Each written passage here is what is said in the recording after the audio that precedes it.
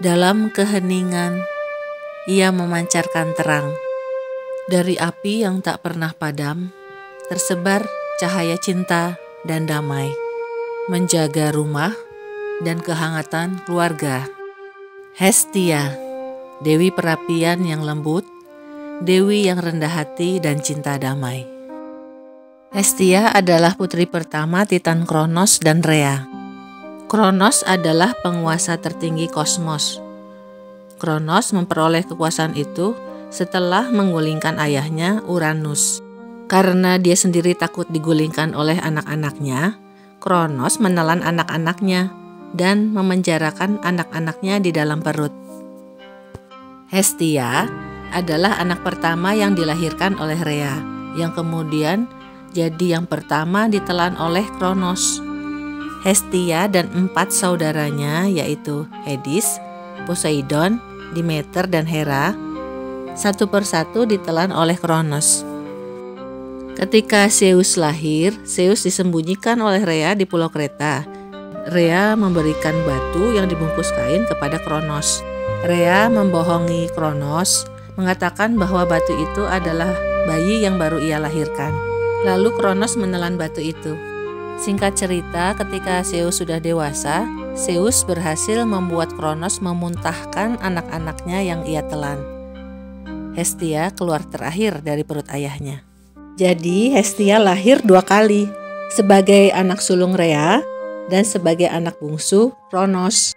Zeus dan saudara-saudaranya kemudian menggulingkan Kronos. Cerita lengkapnya bisa disimak di video saya sebelumnya.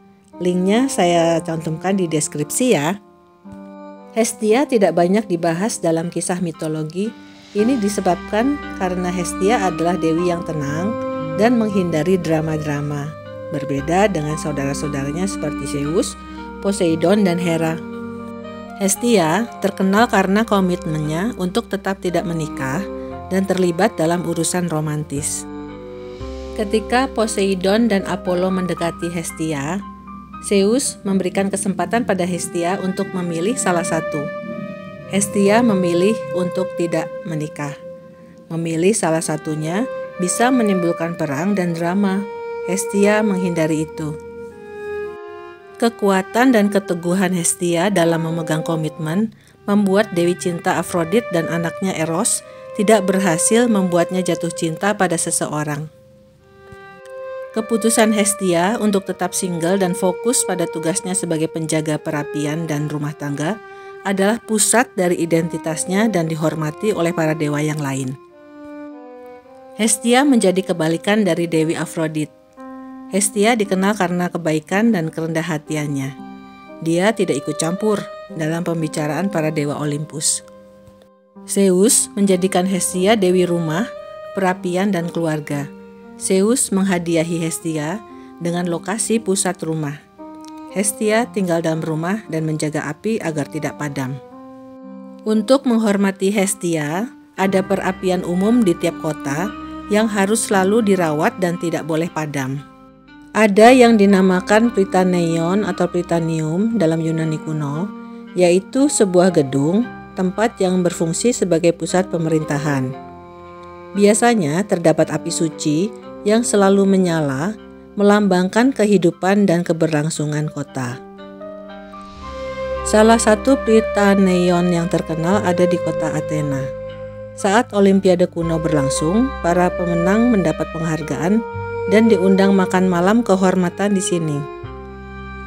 Api suci di Prytaneion dianggap sebagai simbol keabadian dan kemuliaan, sejalan dengan semangat Olimpiade yang merayakan ketahanan dan keunggulan manusia.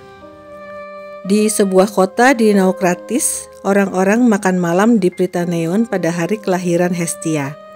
Naukratis adalah sebuah pemukiman Yunani di Mesir. Perapian bagi masyarakat Yunani adalah jantung bagi kehidupan mereka.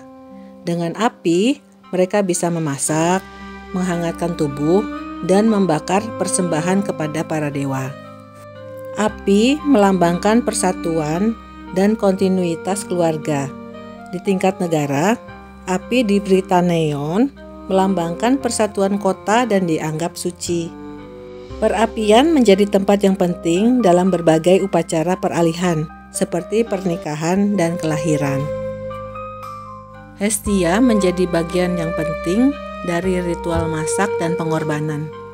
Tanggung jawabnya terhadap api dihargai dengan menerima makanan atau persembahan di rumah serta porsi anggur yang dituangkan atas namanya. Hestia yang terkurung dalam rumah membuatnya kurang terkenal dan dianggap membosankan. Tidak seperti Hermes yang lalu lalang ke sana kemari dan muncul di mana-mana dalam kisah-kisah mitologi. Namun tugas Hestia dan Hermes sebetulnya menjadi saling melengkapi. Hermes yang menjadi pelindung bagi mereka yang dalam perjalanan. Ketika tiba di rumah, Hestia memberi kehangatan dan kenyamanan. Hestia dan Hermes sering muncul bersama sebagai pengajar dan pelindung pekerjaan manusia. Beberapa orang percaya bahwa Hermes bertanggung jawab mengajarkan manusia membangun rumah dan tentu saja menjadi berkaitan dengan Hestia yang bertugas membuat kenyamanan dalam sebuah rumah. Hestia tidak memiliki kuil pemujaan yang besar dan terkenal seperti dewa-dewa yang lain, namun di setiap perayaan dan upacara selalu diawali dan diakhiri dengan persembahan pada Hestia. Pemujaan terhadap Hestia justru tersebar luas di rumah-rumah dan di setiap kuil. Hestia yang ramah dan murah hati, meskipun sedikit, diceritakan selama berabad-abad dan dihormati di seluruh budaya Yunani. Berikut ini adalah sebuah kisah tentang keramahan dan kehangatan dalam sebuah rumah yang mungkin akan disukai oleh Hestia. Kisah ini tentang Filemon dan Baukis, sepasang suami istri di wilayah Tiana.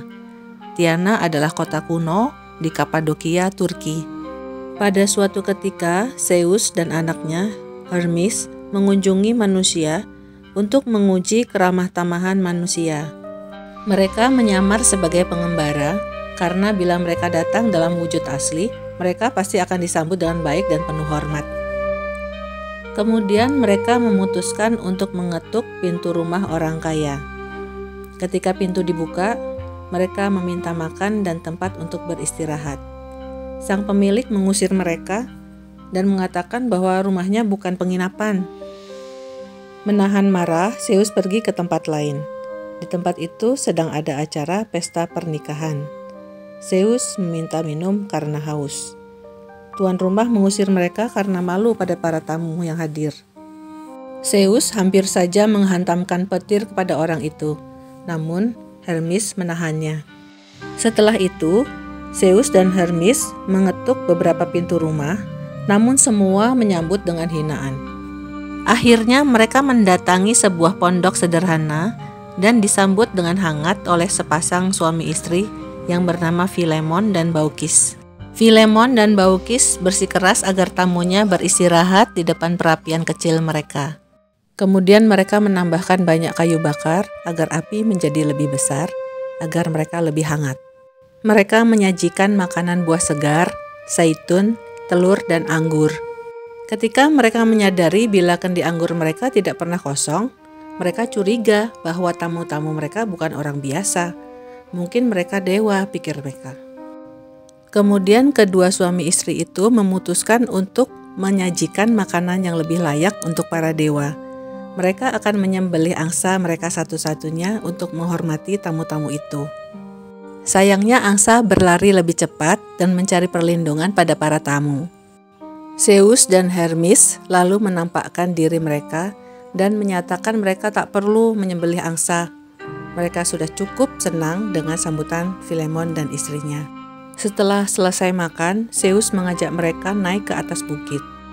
Zeus menghancurkan kota itu dengan banjir, termasuk rumah Filemon dan Baukis. Kemudian Zeus mendirikan sebuah kuil untuk dirinya dan menjadikan Filemon sebagai pendetanya. Kemudian Zeus bertanya kepada Filemon, "Anugerah apa yang kalian inginkan dariku? Aku akan mengabulkan." Filemon meminta bila saatnya tiba, ia ingin mati bersama istrinya. Pasutri itu hidup di kuil untuk beberapa tahun, hingga akhirnya mereka berdua meninggal bersama.